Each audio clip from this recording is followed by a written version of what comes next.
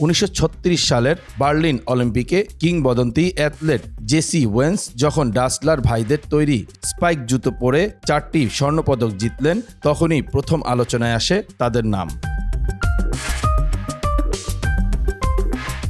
দ্বিতীয় বিশ্বযুদ্ধের সময় রাজনৈতিক মতপার্থক্য, পারিবারিক ভুল বোঝাবুঝি এবং ব্যবসায়িক উত্তেজনা সব মিলিয়ে দুই ভাইয়ের সম্পর্ক ধীরে ধীরে অবনতি হতে থাকে। 1948 সালে দুই ভাই আলাদা হয়ে যান। এডি নিজের নামের সাথে মিল রেখে কোম্পানির নাম দেন অ্যাডিডাস। অন্যদিকে রুডি প্রথমে কোম্পানির নাম রাখেন রুডা, পরে পরিবর্তন করে দেন পুমা।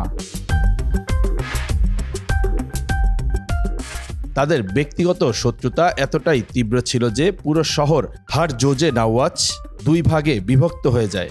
স্কুল, ফুটবল ক্লাব, এমনকি রাস্তায় হাঁটার লোকদের পায়ের জুতা দেখে তাদের পক্ষ নির্ধারিত হতো। কেউ রুডলফের বাড়িতে অ্যাডিডাস পরে গেলে তাকে বেসমেন্টে নিয়ে গিয়ে পুমার জুতা উপহার দেওয়া হতো। দুই কোম্পানির কর্মচারীরাও একে অপরের সাথে কথা বলতো না।